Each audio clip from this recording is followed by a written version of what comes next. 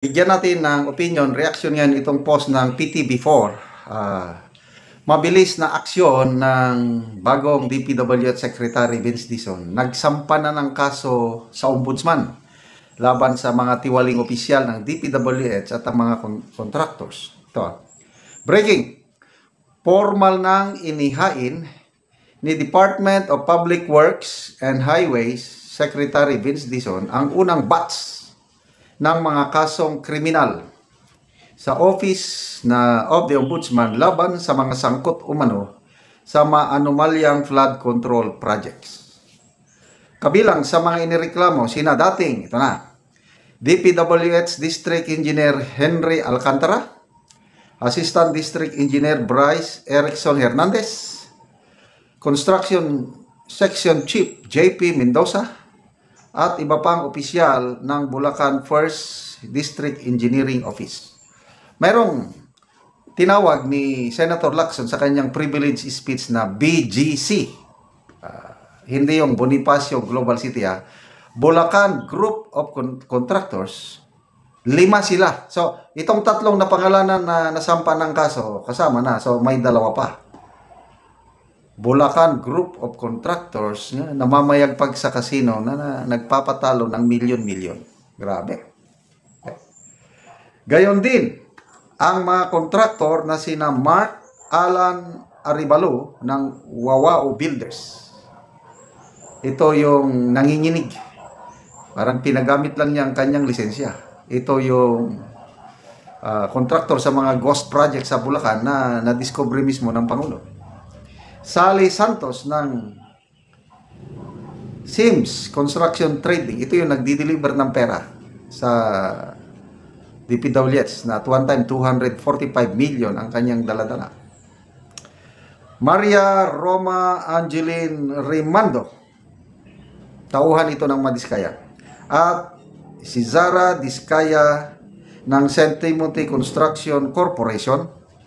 At Robert Imperio ng IM Construction Corporation.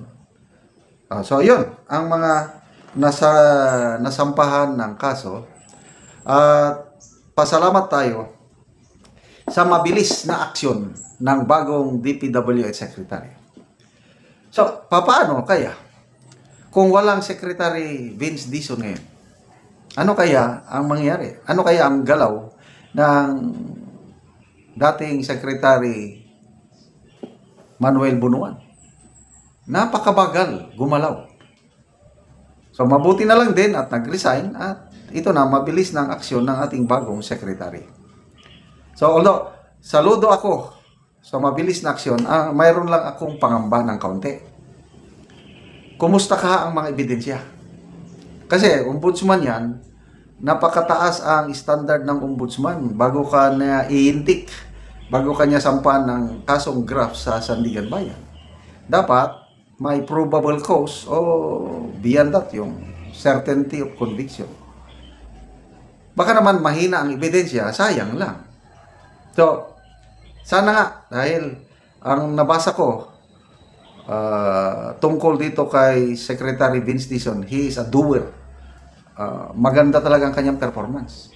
Mula pa daw panahon ni Erap Estrada, President Erap, nag-serve na siya.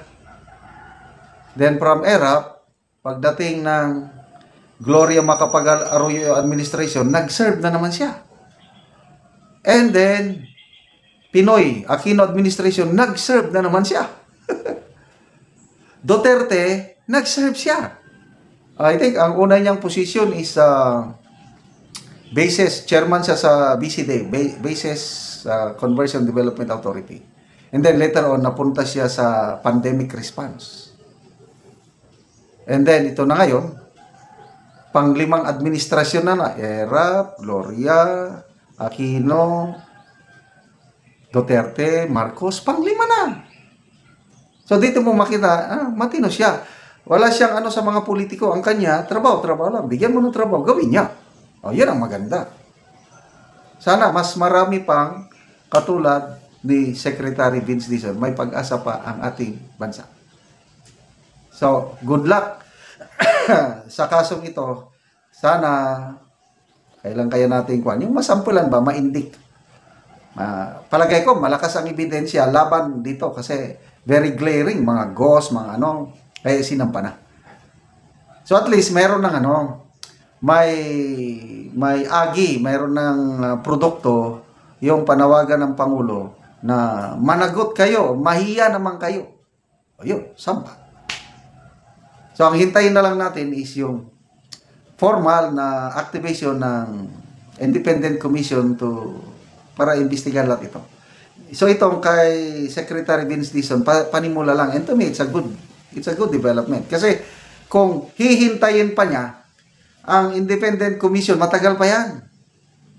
I-set up pa ang structure and everything, magagather pa ng evidence. Itong at hand, madami ng ebidensya, kaya sinampa na.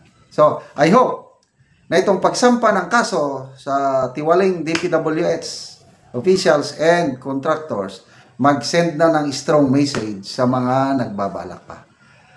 Tama na, sobra na. Huwag niyong hintayin ang galit ng taong bayan na may sama tayo sa Indonesia and Nepal na wala na. Galit ng taong bayan, hindi mo na matupil. Kahit itergas, kahit ano, ang dami nang namatay sa Nepal. Sobra 20 na yung na-monitor ko. Sa Indonesia naman, 8.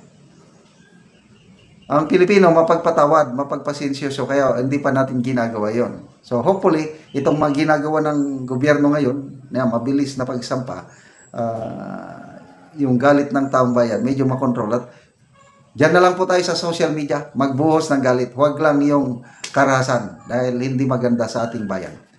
Okay, salamat mga kaibigan sa inyong pagsubaybay sa ating channel.